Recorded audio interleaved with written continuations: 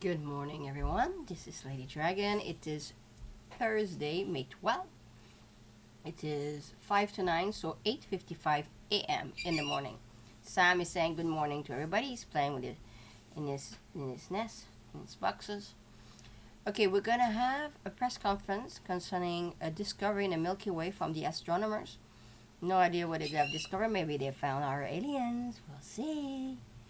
Speaking of aliens, next week on May 17, we're going to have the Congress discussing UFOs. So stay tuned for that live next week. And next week, I don't know when's the 17th. Next Tuesday. Plus, I'll see you later for our update of Vlad. Now, bonjour tout le monde. Dans 5 minutes, je suis supposé avoir un live feed. Les astronomers ont découvert quelque chose dans le Milky Way. Puis la semaine prochaine, le 17... Ah, je viens d'avoir le feed. Oh, here we go. Je vais être sûr que j'ai du son, là. Oh. Ok. Le feed vient juste. Mon timing est full. Et super bien, parce que quand j'ai commencé, il n'y avait pas rien, puis là, il y a quelque chose. Attends une seconde, j'attends du vidéo. Bon, j'ai pas de son, par exemple. First car. Ouais, and buying your starter home, or whatever this is.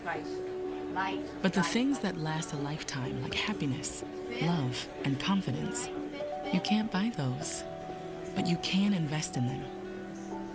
We believe that your investments should work harder for the future you imagine. And that's where our strategic investing approach can help. T. Rowe Price. Invest with confidence. Tonight, When must a soldier disobey a command because it's unjust? America's history, the untold stories. He's one of the most complex characters in American history. Kelsey Grammer reveals the surprising secrets behind our country's legends and lies. You know that tech stock we talked about? I picked up 500 shares. You getting at a good price? Oh, yeah.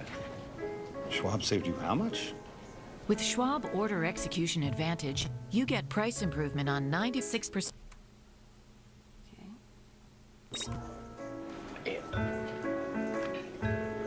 I'll take care of this. Are you getting complete price transparency? Expect more from your firm. Schwab, the better place for traders. Hello, I'm Mike Lindell. Years ago, when I invented my pillow, I was faced with every adversity you could think of. And that's why... Quelque chose qui rentre dans le background. Attendez une seconde. Non.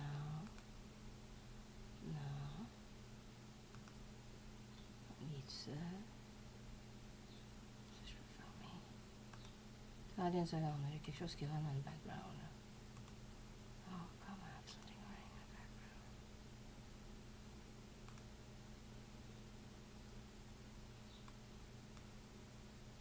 Hey, c'est pas funny, ça.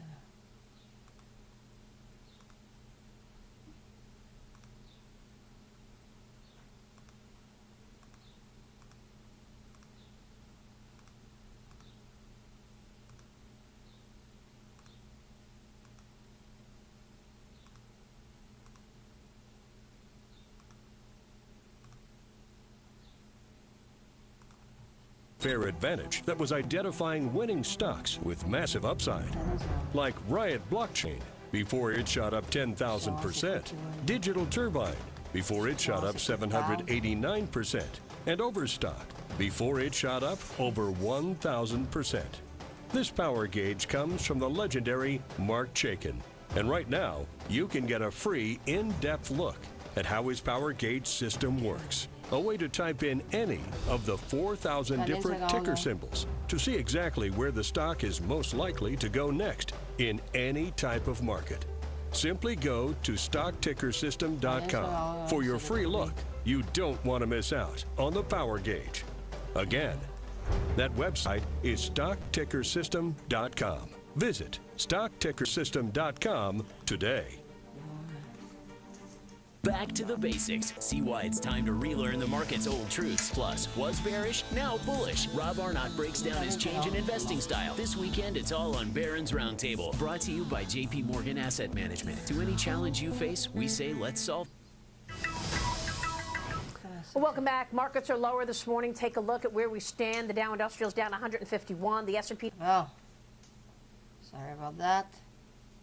Je fais une chose ce matin. Bon, ça c'était Fox News qui revenait. Bon, c'est pas grave. Là, je vais ouvrir ça.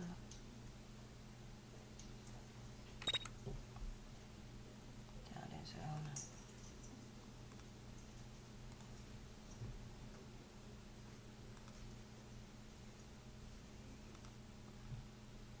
Recommencer tout ça comme du monde. Well, good morning, everybody. Sorry for all this. Don't do live in the morning. Okay.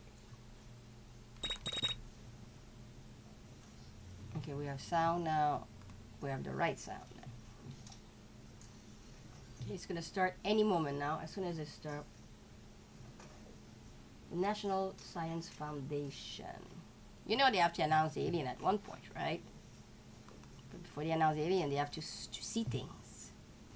Vous savez, il faut qu'ils annoncent les aliens à quelque part. Alors. Allô Martine. Allô Maris. Martine, il faut que tu viennes sur Odyssey à cette heure-là. Je fais un peu de nouvelles sur YouTube. Good morning. Here we go. And welcome to today's press conference, brought to you by the U.S. National Science Foundation and the Event Horizon Telescope Project. Thank you for joining us. I would like today to introduce today's distinguished panel and guest speaker. Dr. Karen Marangel is the Chief Operating Officer at the U.S. National Science Foundation. Excuse me. Fariel Ozel is a member of the Event Horizon Telescope Science Council, a professor of astronomy and physics, and Associate Dean of Research at University of Arizona. Vincent Fish is a member of the EHT Science Council, the Operations Data Manager and Scheduler for the EHT, and a research scientist at MIT Haystack Observatory. Catherine Bowman is co-lead of the EHT Imaging Working Group and Assistant Professor of Computing and Mathematical Sciences, Electrical Engineering, and Astronomy at Caltech. Michael Johnson is a member of the Event Horizon Telescope Science Council and an astrophysicist at the Center for Astrophysics, Harvard-Smithsonian. Our panel is here to present groundbreaking results in our very own galaxy. We will have time for questions after the presentation, so please hold your questions until then. We'll be taking questions both from members of the news media, in the audience, and online. Media viewing online can submit their questions to eht@nsf.gov. That's eht@nsf.gov. And now I'm pleased to introduce Dr. Karen Marangel, the National Science Foundation's Chief Operating Officer. Dr. Marangel?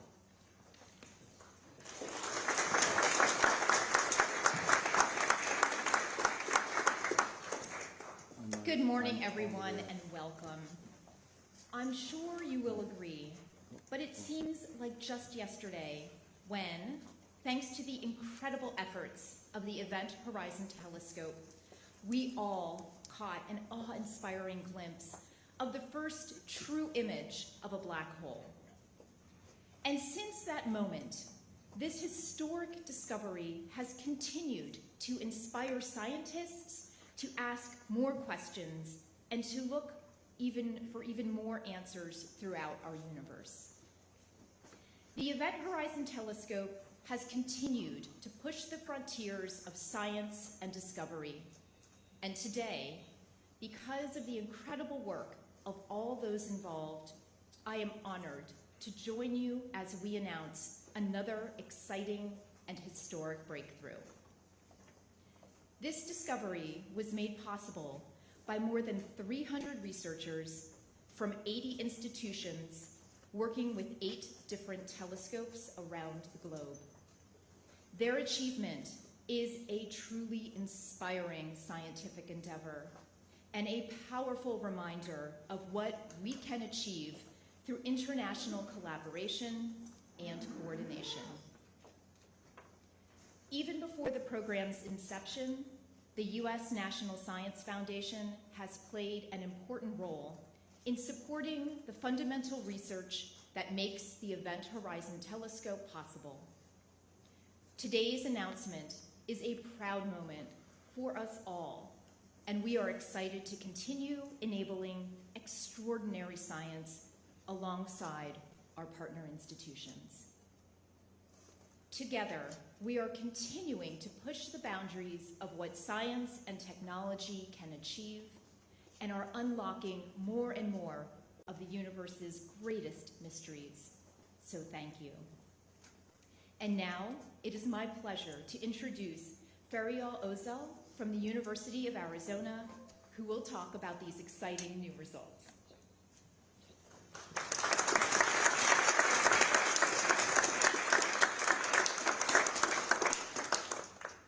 Good morning, everyone, and thank you for being here while we share with you our exciting new results about our galaxy, the Milky Way. Our home in this universe, what fills our night sky on a dark summer night. At its heart, towards the constellation Sagittarius, is Sagittarius A star, the supermassive black hole suspected to reside there. A source that has been a focus of intense astronomical studies for decades. Observations of stars orbiting around it revealed the presence of an object that is very massive, 4 million times the mass of our sun, but also very faint. For me personally, I met it 20 years ago and have loved it and tried to understand it since. But until now, we didn't have the direct picture confirming that Sag A star was indeed a black hole. Today, the Event Horizon Telescope is delighted to share with you the first direct image of the gentle giant in the center of our galaxy, Sagittarius A star.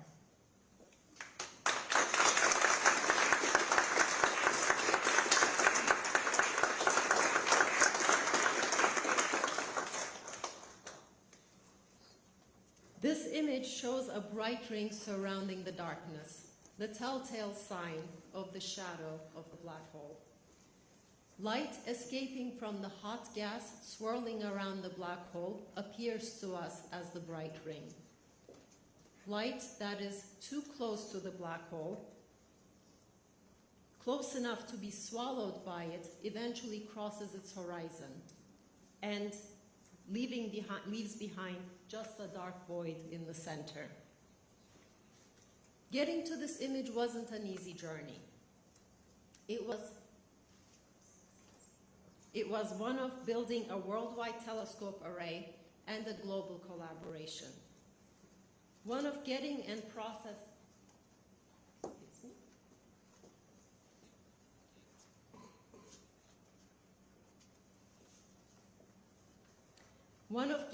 processing petabytes of data collected from those telescopes. Of imaging algorithms more complex than many that have ever been developed. What made it extra challenging was the dynamic environment of Sag A star, a source that burbled and gurgled as we looked at it. And the challenges of looking not only... something is advancing the slides without... Can you please go back to the earlier slides?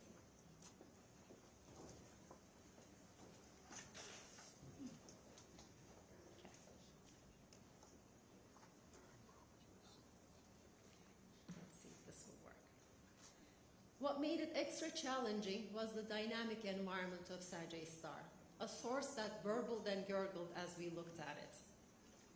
And the challenges of looking not only through our own atmosphere, but also through the gas clouds in the disk of our galaxy towards the center. It took several years to refine our image and confirm what we had, but we prevailed.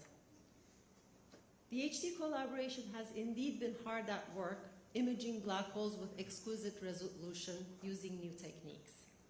In 2019, we revealed the very first such image, that of the supermassive black hole in the M87 galaxy.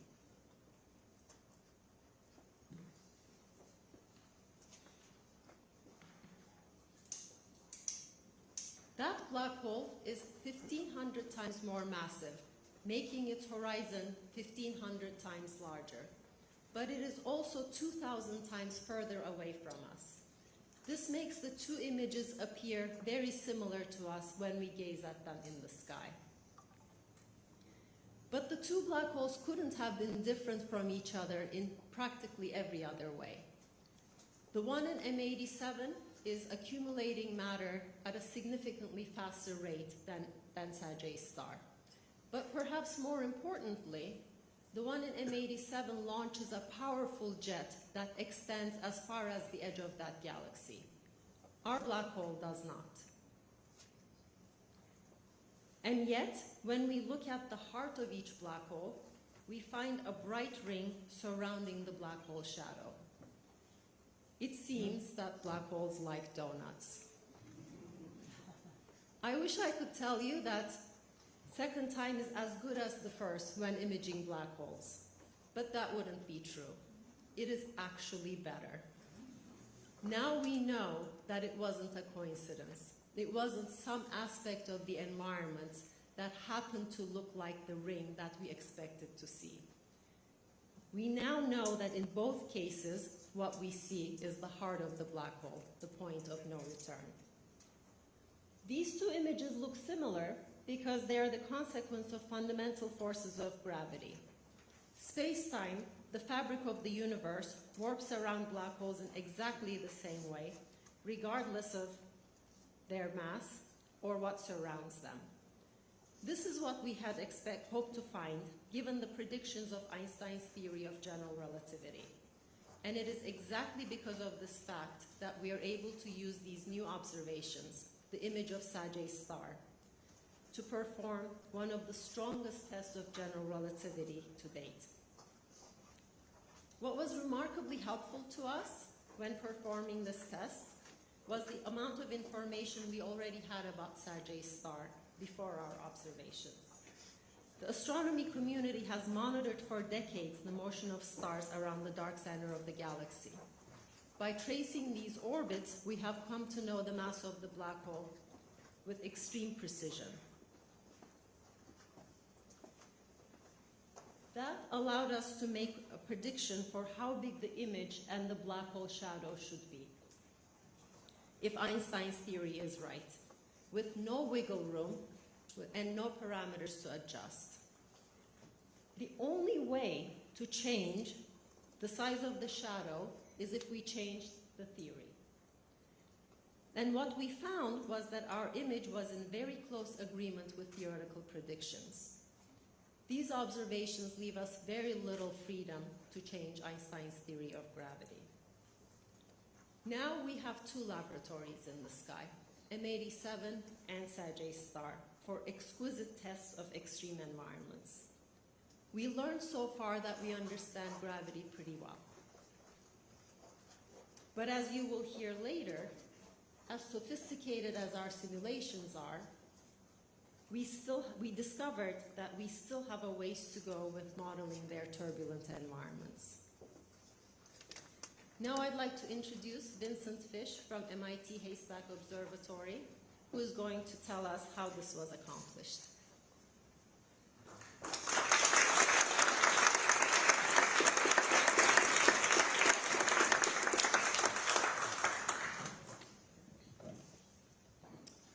Imaging a black hole is a task that's too big for one individual or a single observatory.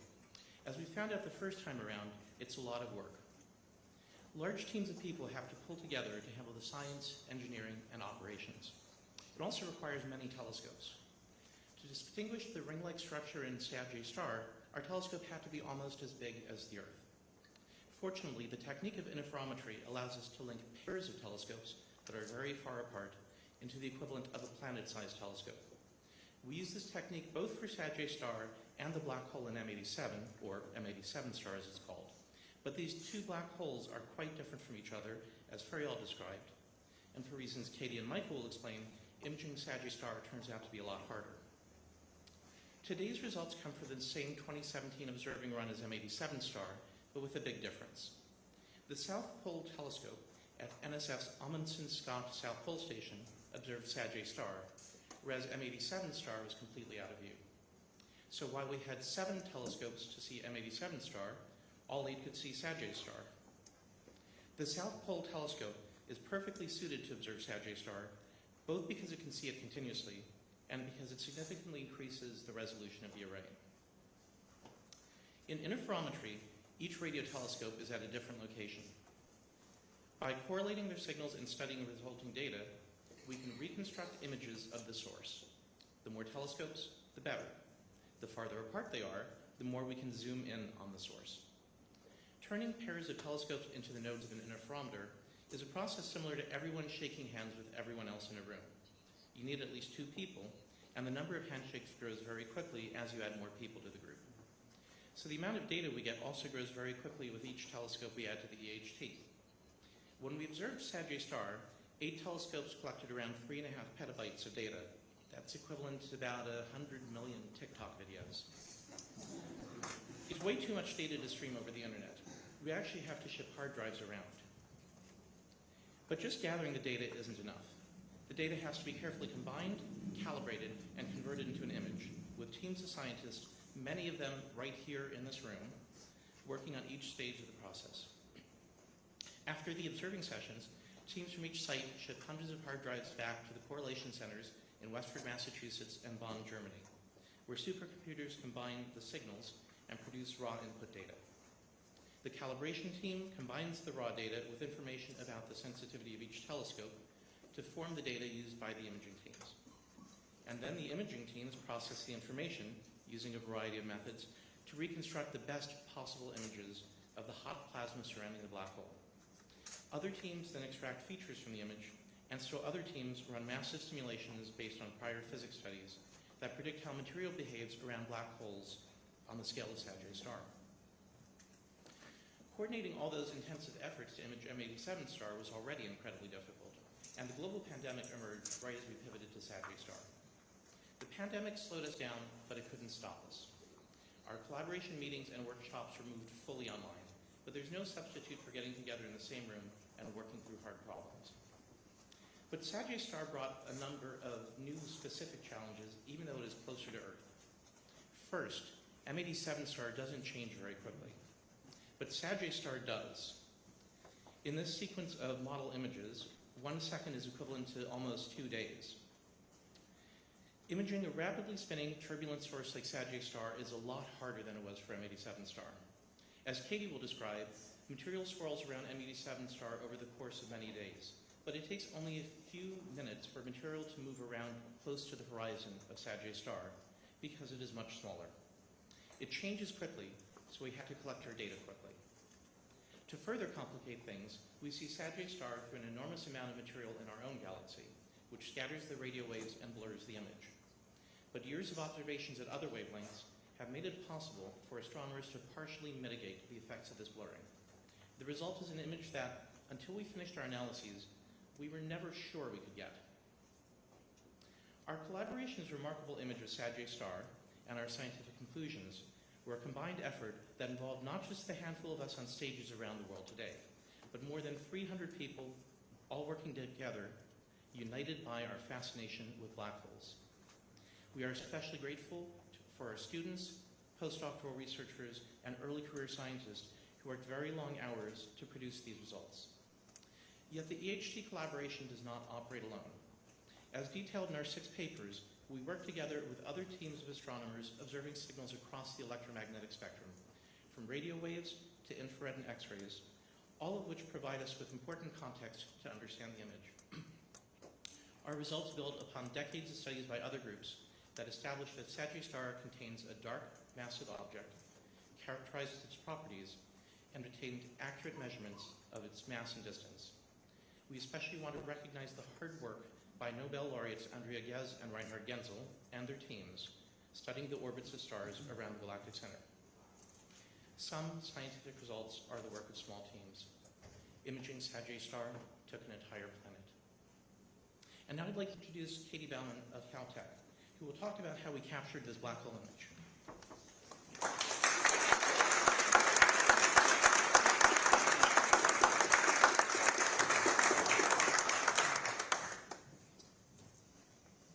Today we are thrilled to reveal the very first image of the supermassive black hole at the heart of our own Milky Way galaxy.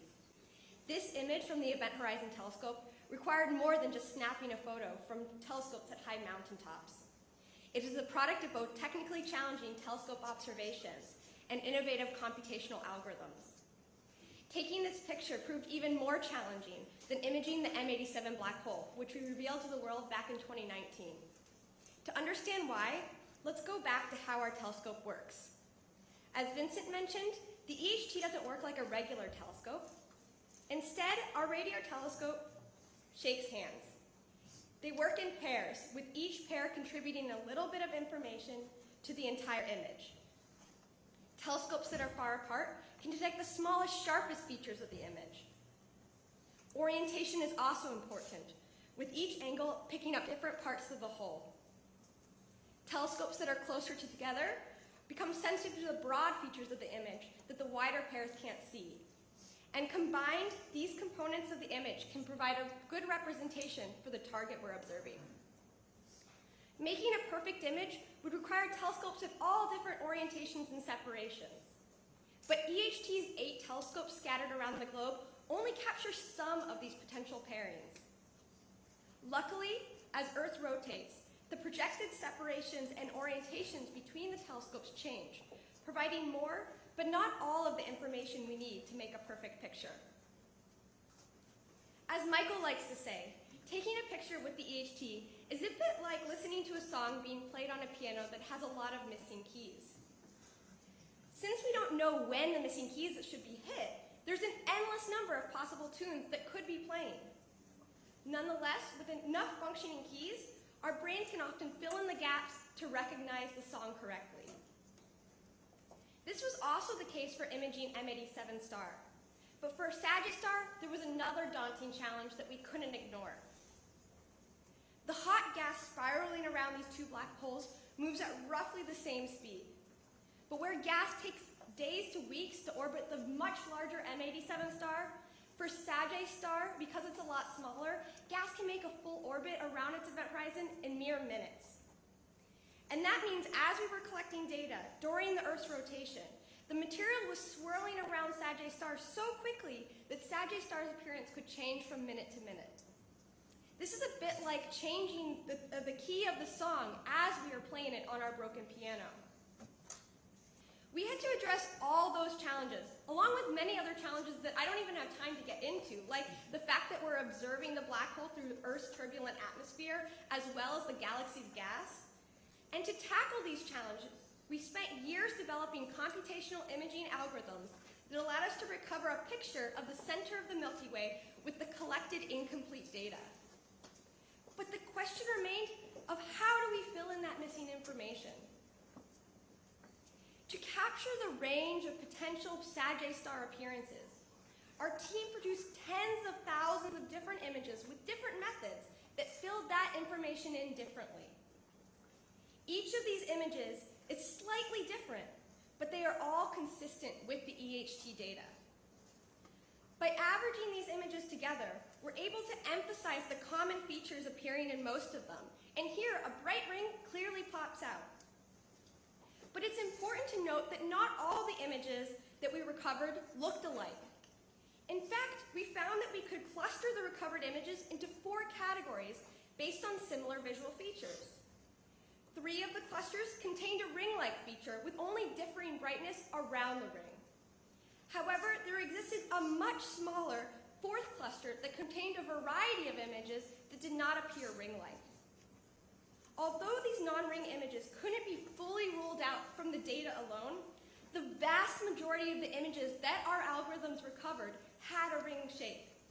And through literally years of exhaustive tests on both real and simulated data, we're now confident that there is compelling evidence that the true underlying structure is a ring.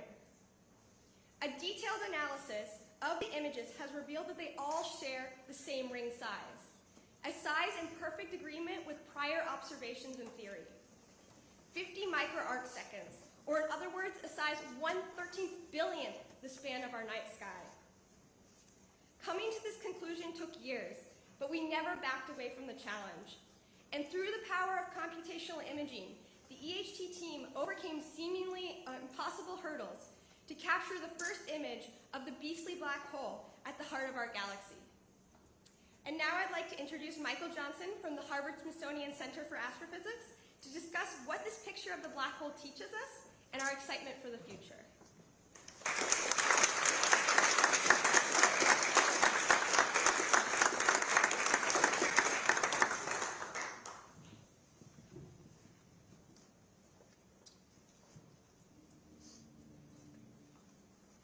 The EHT has turned the center of our galaxy into a cosmic laboratory.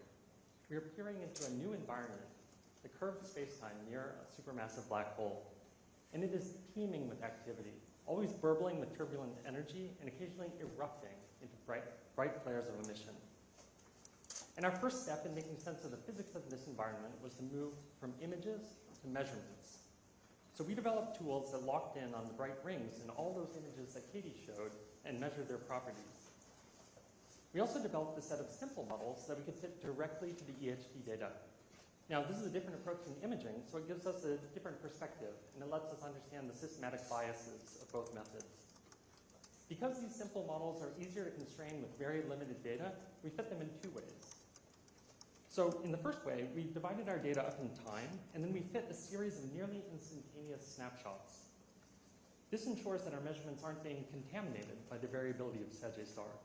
And we then combine all of those snapshots into a single average model. In the second way, we fit a model to all the data at once.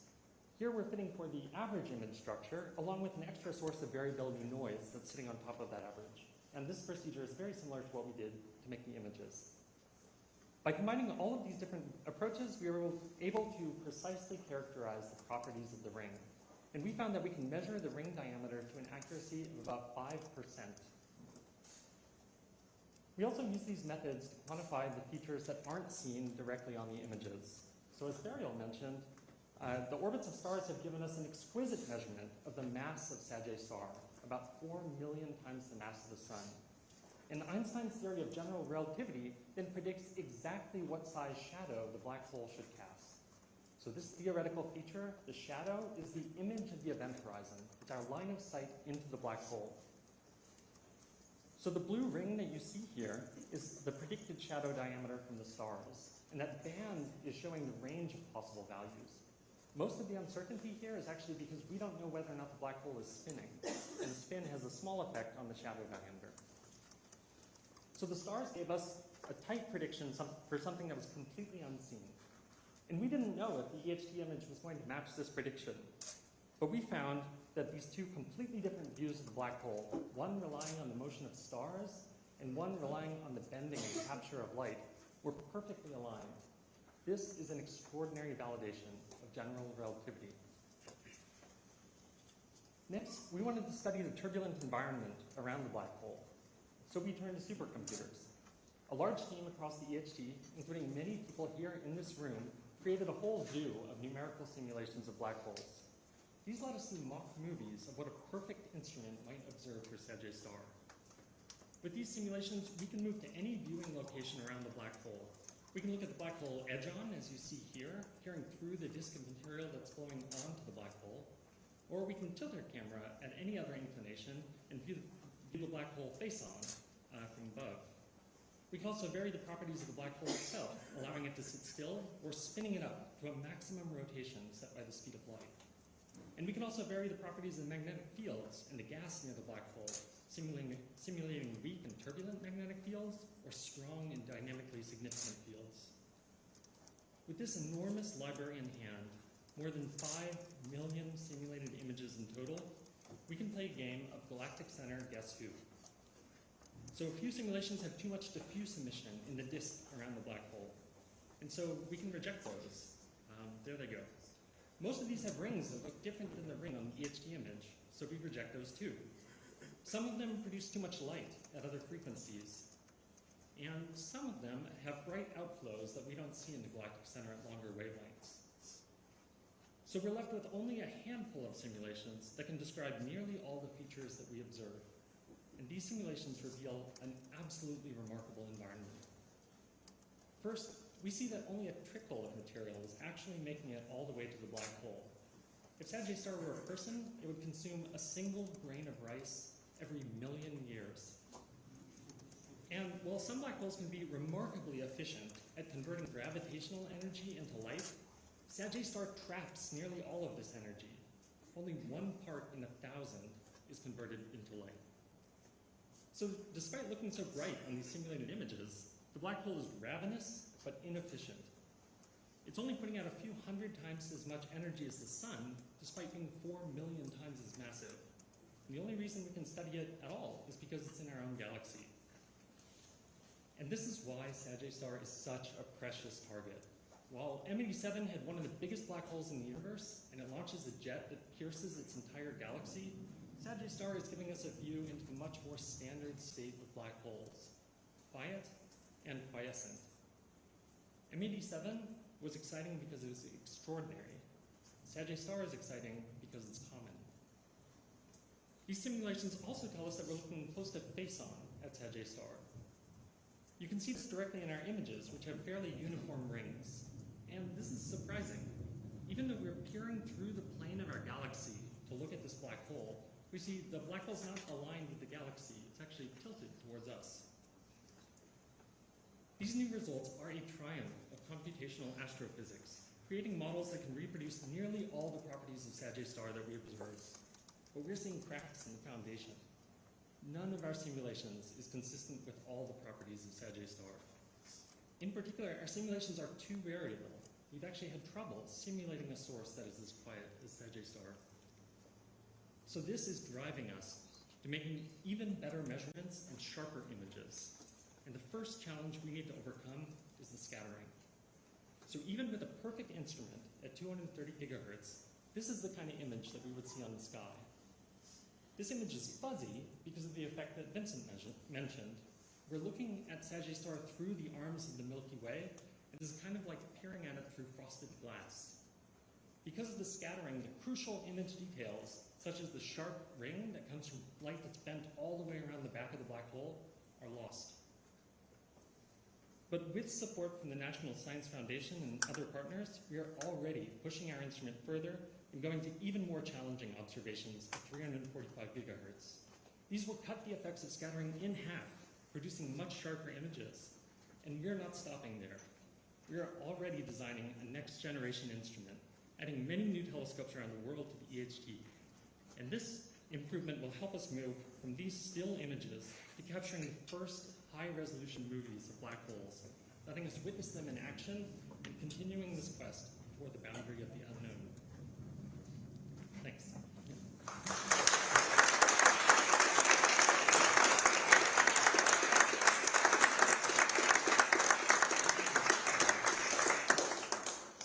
Thank you all.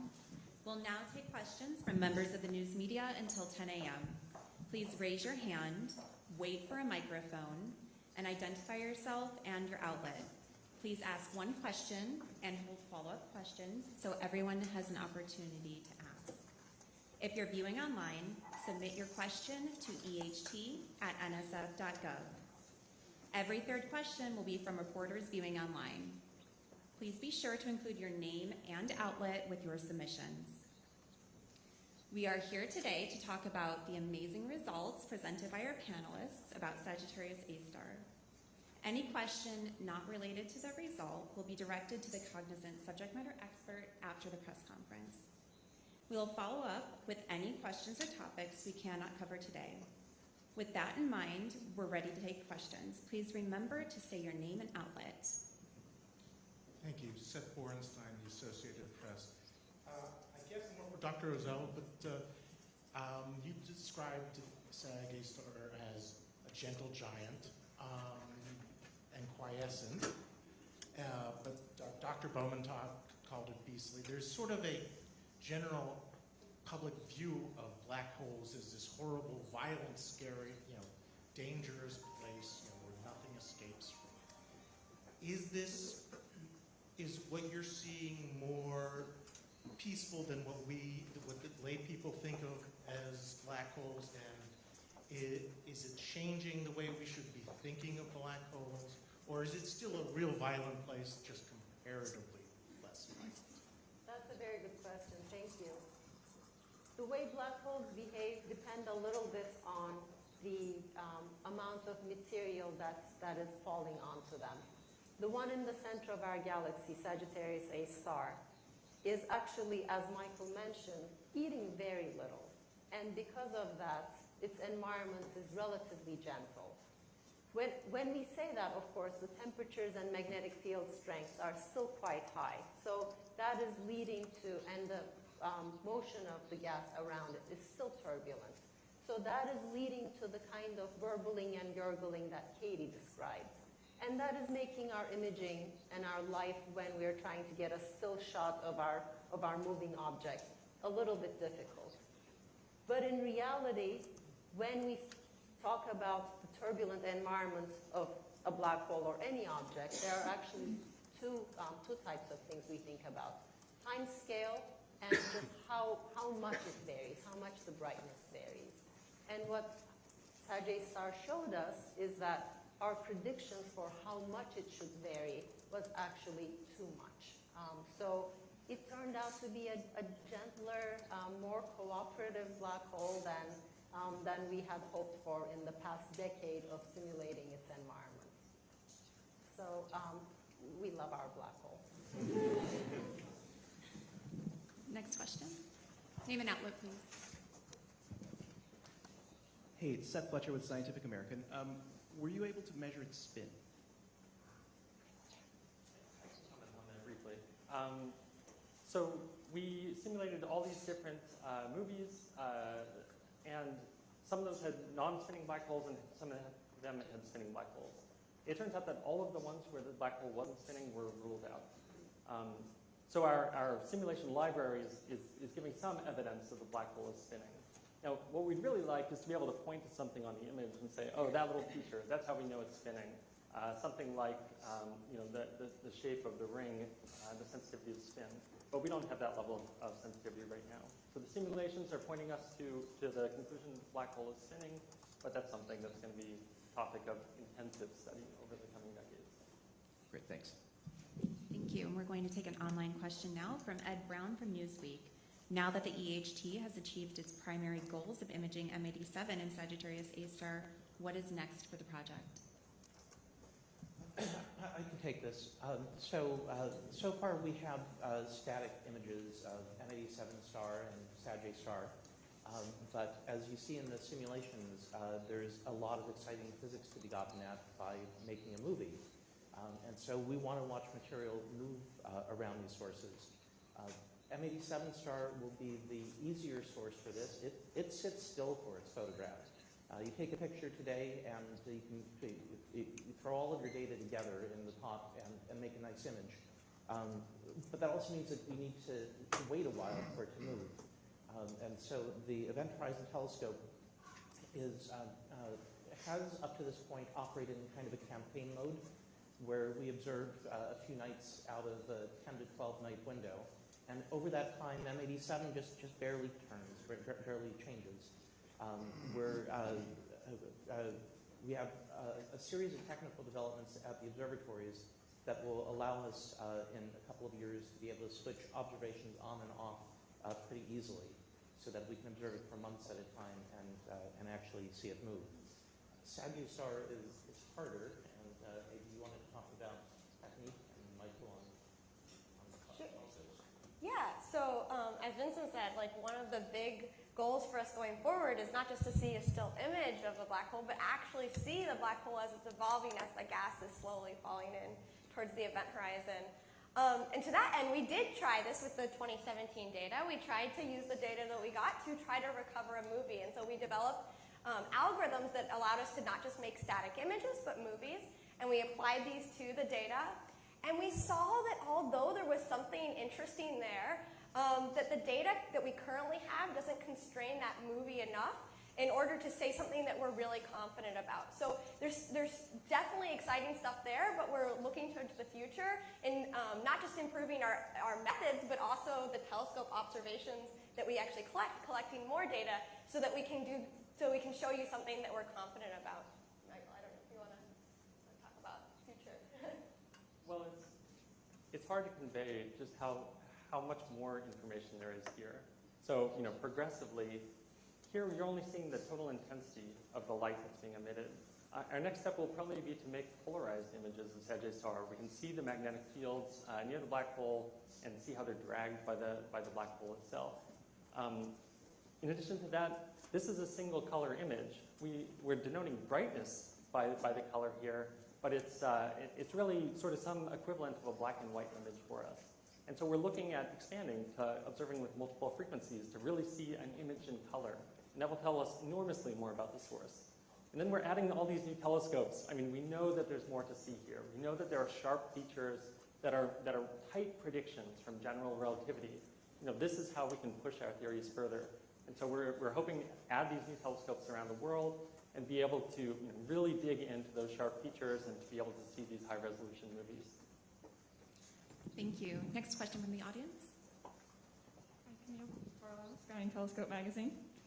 So I'm curious if you can go into a little more detail about what these observations tell us physically about Sagittarius stars. So you hit the spin a bit, the viewing angle, which threw me and matches gravity. But can you go into the accretion flow a little more? Like, what does this tell you about? Is it fluffy? Is it puffed up? Why are there 3 bright spots?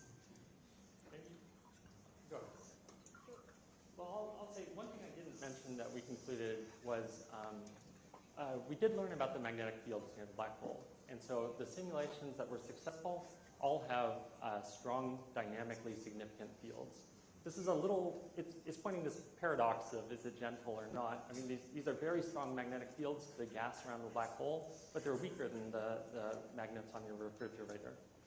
So it's, everything is relative. So we are starting to get this view of what the magnetic fields in the gas are like. And maybe Fariel, you want to comment more on the accretion properties and the knots? Sure. Yeah. So we are confirming, for example, that the accretion rate onto the black hole is low, and we're getting a first glimpse that the temperature in the flow is the temperature of the electrons, not just of the ions in the flow, is quite high. The simulations that Michael showed that pass all the tests tend to be these stronger magnetic fields and higher electron temperature flows. So this is the first glimpse we have of what fits and what doesn't fit in this giant library of simulations. And the second part of your question is, what about the knots?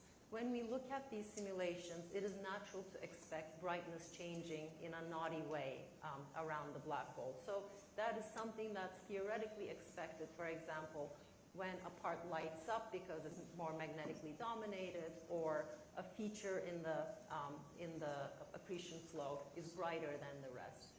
However, in our case, we don't trust the knots that much. In Katie's simulations of the top set, what we call the top set, all the different ways of filling in the missing information, you may have noticed that the knots move around a little bit. And those knots also tend to line up with the directions in which we have more telescopes. So even though from a theoretical point of view it's natural to expect these brighter spots, in our images we don't trust them to that extent yet.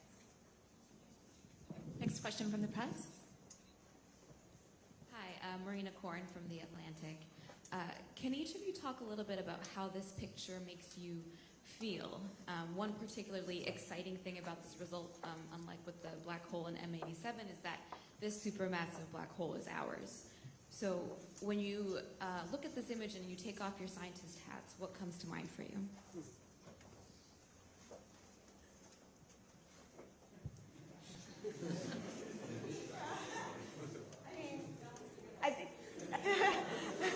I think that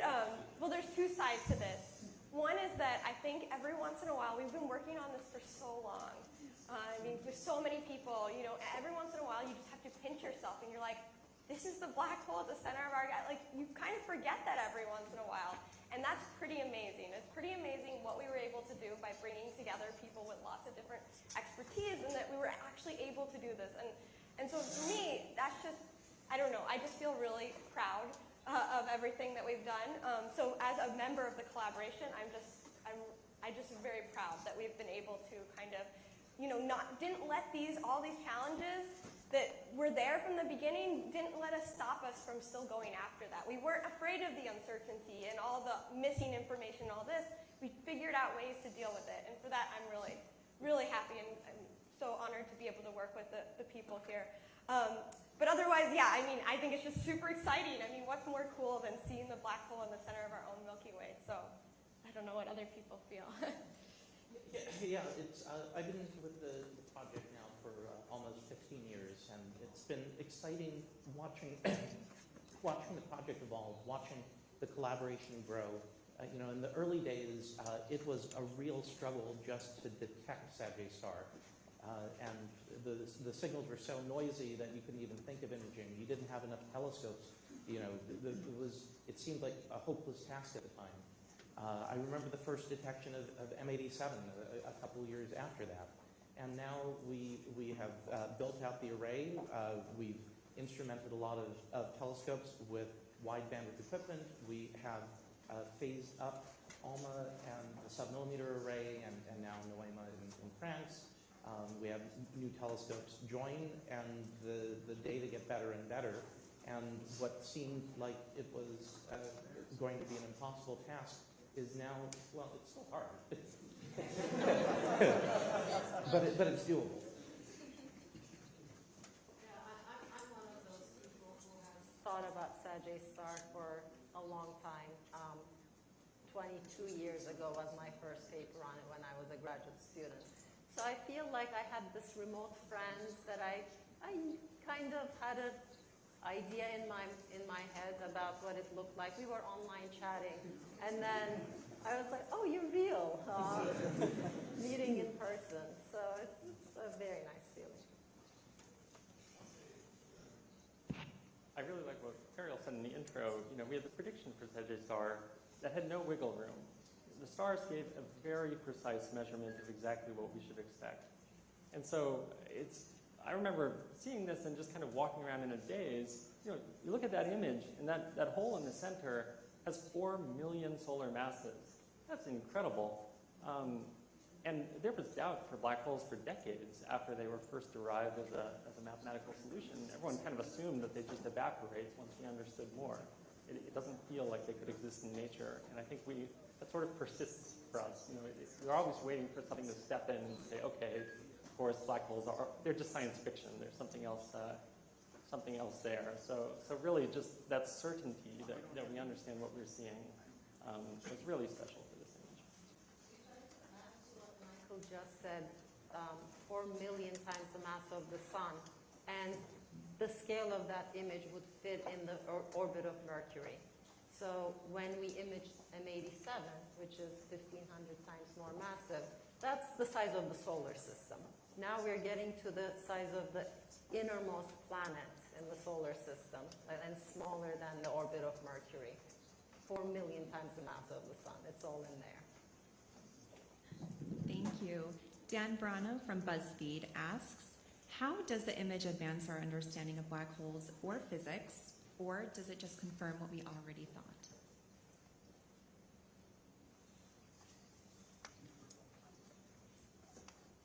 Okay, let's move to, okay.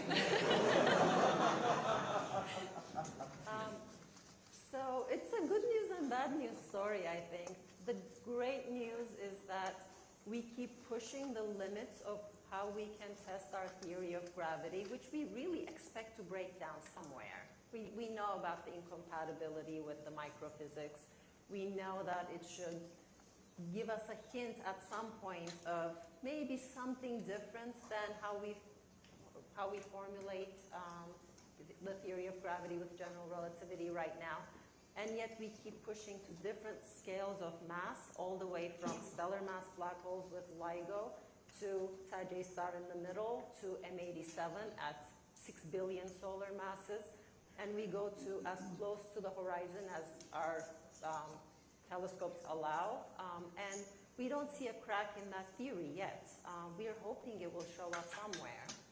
But at the same time, it's the first time we're trying to really test our models of the environment of black holes. How do they accrete mass? How do we understand that plasma? And as Michael was discussing, that's not perfect yet. So we've learned actually quite a bit about what might be missing from our simulations at this point.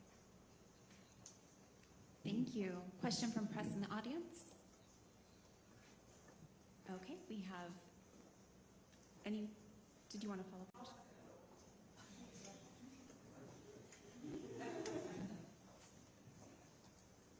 Could you talk a little bit more about how this image reconstruction process was compared to M87? Like, you had to change your algorithms to handle a completely different time scale.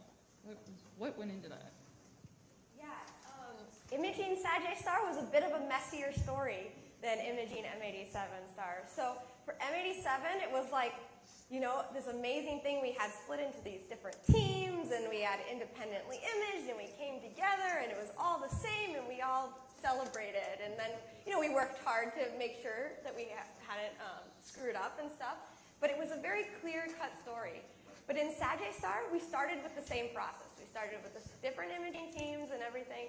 And what we found is that imaging teams were like, I don't want to show my image, because like we couldn't figure it out. Even within every imaging team, it wasn't very clear. And so then when we came together, we saw, okay, well, mostly the imaging teams are seeing these rings, but maybe, you know, but there's this other stuff there, and what's going on with that? And so that's really, you know, what we have spent years trying to figure out. Why is this? And, you know, we couldn't just get at it by just looking at the data. We really had to understand how our methods work in different kind of situations. So for that, we developed, not just developing new methods that had to deal with the variability and stuff, but also developing simulations where we could actually make mock data sets as if we were actually observing something that was evolving kind of like Sagittarius star, and seeing how our methods worked in those situations. And one thing that built a lot of confidence in us is that we saw even when we made a data set and we pretended that we had made observations of it with the Event Horizon Telescope, adding all the different kinds of crazy noise into it and everything, we also saw that we recovered sometimes non-ring shapes at a similar percentage of the time that we did with Sagittarius star data. So here we knew when we know it's actually the true underlying source is a ring, our methods sometimes break down. And so things like this helped us build our confidence. So it wasn't a clear-cut story like we had with M87, but you know, it makes it more, you know, it gave us a challenge and we learned a lot in it. And I think, you know, and hopefully that will help us improve in the future going forward. Next question, name and outlet, please. Yes, thank you. Seth Bornstein, again at Associated Press. For Dr. Ozel, you said this is very hot. Can you give us sort of a little more detail? How much, you know, what type of temperatures are we talking about? How does that compare to other, you know, temperatures in our galaxy? And I know this is going to sound a very silly question, but my editor is also asking this. You talked about burbling, and was that other word gurgling with a Y? Might very well be a made-up word. I said gurgling, like a, I don't know, like a baby sound with a G. Yes. But if it is a made-up word, you can change it to whatever you like.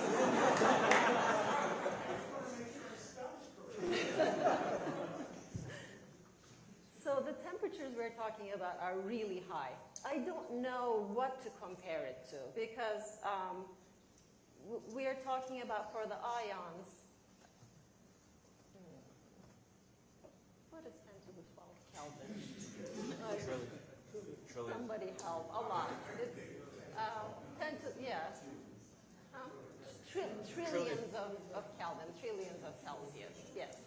And what we're seeing is that, and what we suspected for a long time through numerous theoretical studies, that that tried to explain the earlier data on Sagittarius star is that the electrons in that flow in the same space are also hot, but not as hot as the ions in that space. So it is so hot that, of course, electrons are stripped from hydrogen and helium, so we have a plasma, a mixture of just ionized particles. And the mechanisms that transport heat to the ions and the electrons are a little different, and the electrons can cool where the ions can't. So yeah, we're talking about trillions of Kelvin for both cases, but the electrons being a little cooler. Thank you. Next question is Roberta with G1 TV Global Brazil. Why was the first ever black hole image blurry, and should we expect to see more detailed images? I would say it's blurry. Wait, did you say it's for Farial though? Oh, for anyone. Oh, okay. So it's blurry. We're pushing our instrument to its limit here. So every telescope has something we call the diffraction limit. It's the finest features that it can see.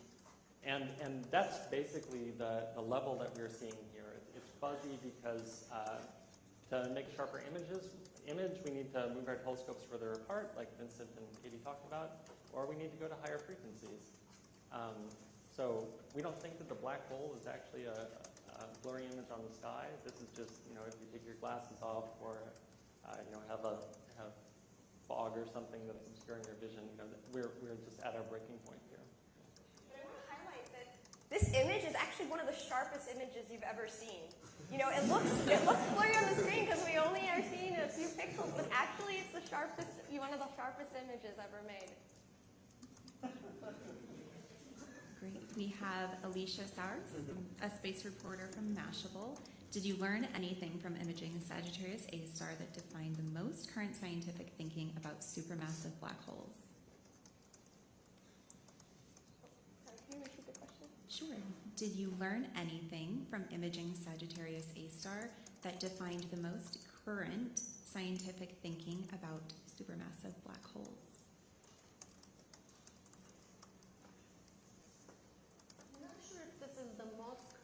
But we know that black holes, supermassive black holes, exist in different environments throughout the universe. We know that they start forming very early. We don't exactly know through what mechanism.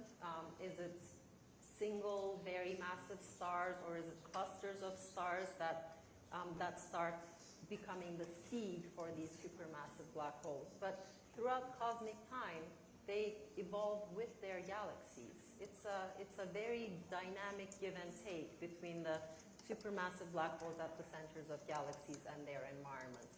And they go through periods where there is a lot of material around them. So they go through these quasar phases where it is more powerful. I would not want to be near a quasar. And then they go through these quiescent phases, like the one in the center of our galaxy, where matter is just trickling in, and they go through a different type of environment that actually allows us to image the way the Event Horizon Telescope images. We would not be able to image a quasar with our techniques, but we are able to image black holes like Sagittarius A star and M87 with our techniques. So I think in terms of contributing to our understanding of the diversity of the environments and just being able to probe how this process works and how black holes grow, it is a pretty current understanding, I would say. Do we have any press in the audience who'd like to ask another question? Lucie for AFP.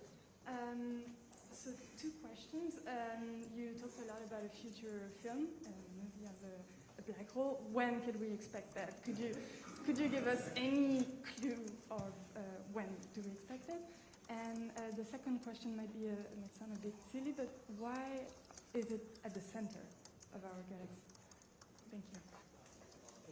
First one. So for M87, we hope to be able to switch into what we call agile observing, switch telescopes into the VLBI mode for the EHT, and then you take your observation, they can go back and do their other science the rest of the time in 2024.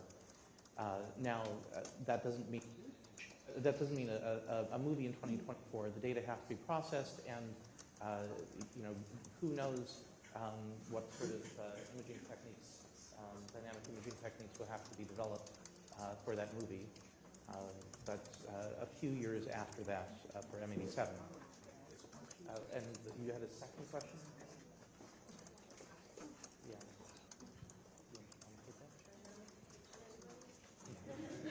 Go for it. Why is it lighting at the center? Okay, so the center of the galaxy is a pretty interesting place. You know, the Milky Way is a spiral galaxy. You know, it's, like a lot of things in astronomy, it's fairly flat. In the center, it's dynamically relaxed. So the black hole is sunk to the bottom. There's stars zipping around in all sorts of directions.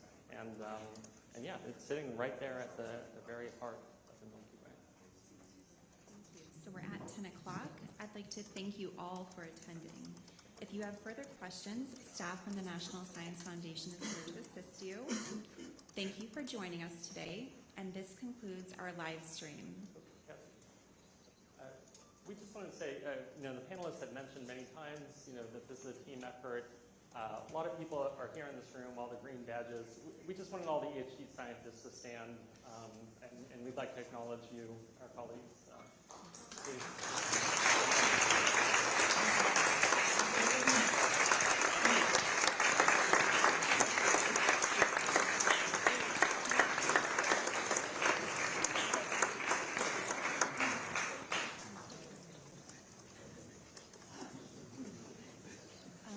You are free to mingle and conduct your interviews.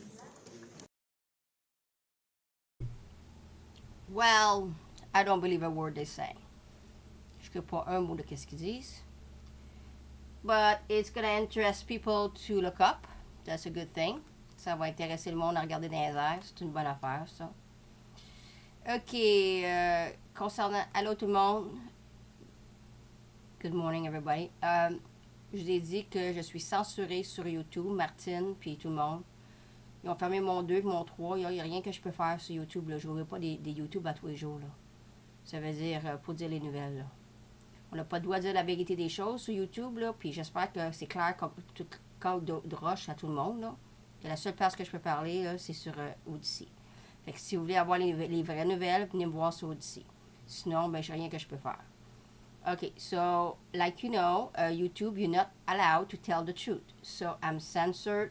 They shut down my YouTube number 2, my YouTube number 3. I'm not going to open a new YouTube every single day to tell the truth about the news. So either you find me on Odyssey or you don't. It's up to you because there's nothing I can do. Okay?